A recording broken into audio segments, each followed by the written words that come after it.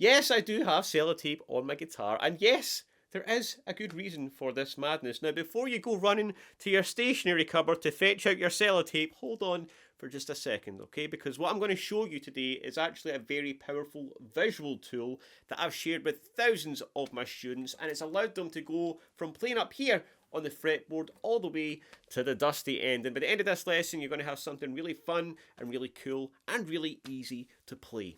And again, I'm just going to confirm, do not put sellotape on your guitar, but what I want you to do is to soak this in with your eyeballs, okay? Because what we have right here is sellotape on the 12th fret of the guitar. Now, this is where the guitar starts over again. Now, what I mean by that is there's 12 notes on the fretboard. There's 12 notes in Western music, period. Okay, and every time you go up 12 frets, you start again. So that means that when we play anything plus 12 from here on the guitar, we have the same thing. Now, that'll make a lot more sense in just a second, but what I'm going to do is get this sellotape off my guitar so I can show you. It's like quite stuck on there. It's actually really quite stuck. I don't really think this one through, Tony. Uh-oh.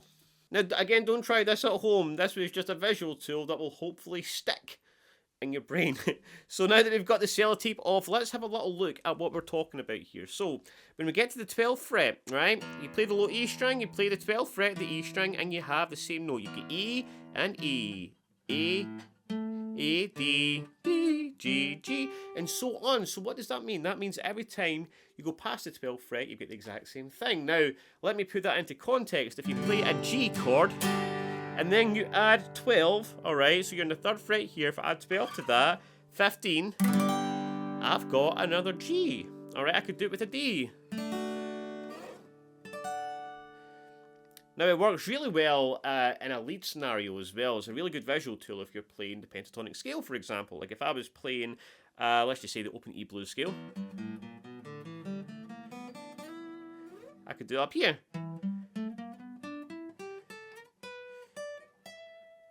Alright, but today we're actually going to look at a really easy rhythm piece that we can play using that knowledge right away. Doesn't matter if you're a beginner or if you're advanced, this is good fun, and I don't see many people doing it. Alright, maybe there's a reason for that, but I think this sounds pretty cool. Alright, so again, we're going to start with this open chord thing, right? Now, if we do move a G chord all the way up to the 15th fret, what we have, we've obviously changed our fretted notes, but the open strings are just the same, and that gives us a really cool sound, right? Where you've got the kind of low notes of the open string, but the high notes of the fretted strings, alright? And I think that sounds pretty cool. So what I want you to do firstly is practice going from here to here, and add some strumming into it.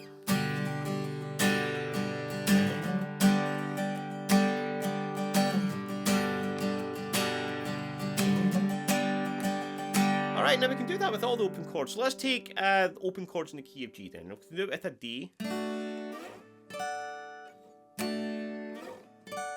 Strum.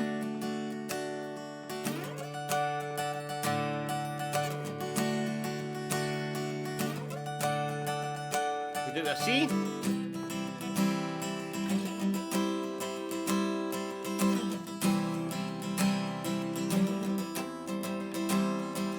E minor.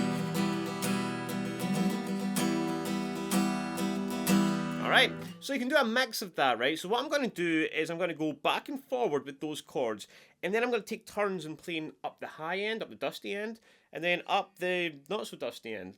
And then you'll see you can make some really cool music. You can take the same 4 chords and just be a lot more creative with them. So let's give this a go.